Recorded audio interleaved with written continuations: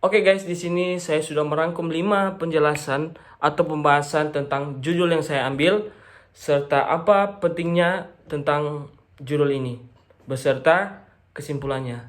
Oke, yang kelima, let's go.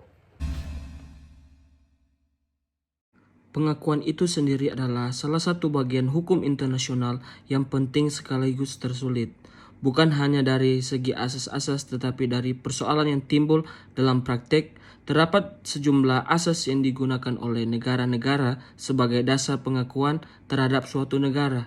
Dalam praktek, terdapat dinamika yang tinggi dalam tumbuh berkembang dan lenyapnya negara. Terjadinya revolusi misalnya dapat menimbulkan perubahan di mana pemerintahan baru terbentuk dari negara yang sudah ada.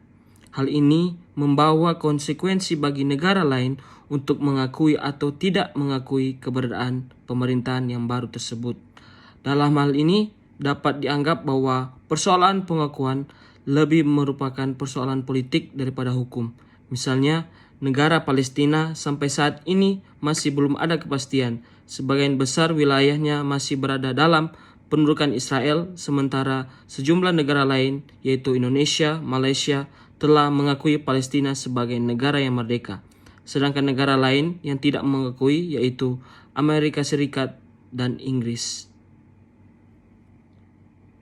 Oke guys, selanjutnya yang keempat. Let's go. Fungsi dari pengakuan itu sendiri yaitu untuk tidak mengasingkan suatu kumpulan manusia dari hubungan internasional dan juga untuk menjamin kelanjutan hubungan internasional dengan jalan mencegah adanya kekosongan hukum yang dapat merugikan bagi kepentingan individu maupun hubungan antar bangsa.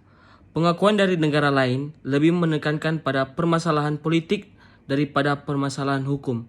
Dengan kata lain, negara lebih menekankan pada permasalahan politik daripada hukum, misalnya tentang perdagangan dan strategi.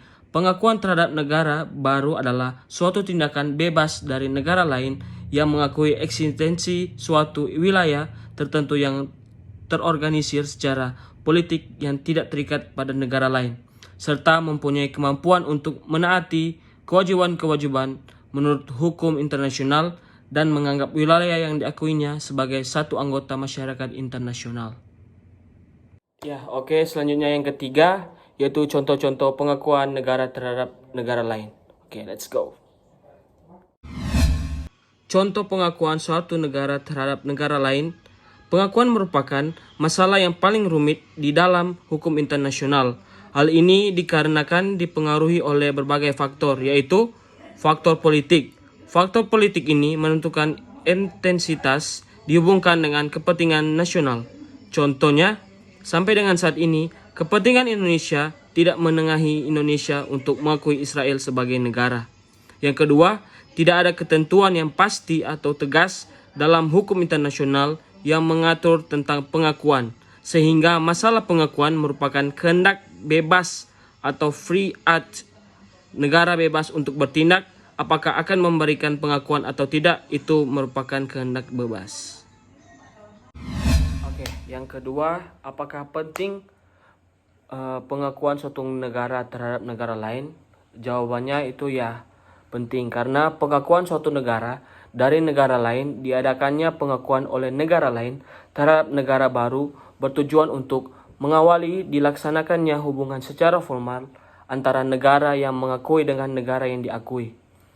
Dipandang dari sudut hukum internasional, pengakuan negara lain sangat penting bagi negara baru karena pengakuan negara lain dapat menimbulkan akibat-akibat hukum, yaitu negara baru dapat diterima secara penuh sebagai anggota dalam pergaulan antar bangsa.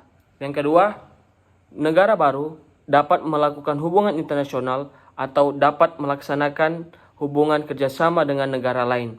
Yang ketiga, negara baru dapat dikatakan sebagai international person atau sebagai subjek hukum internasional.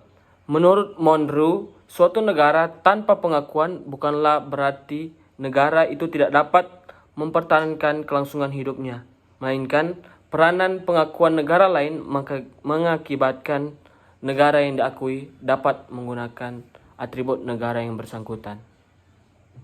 Oke, kita lanjut di kesimpulan guys.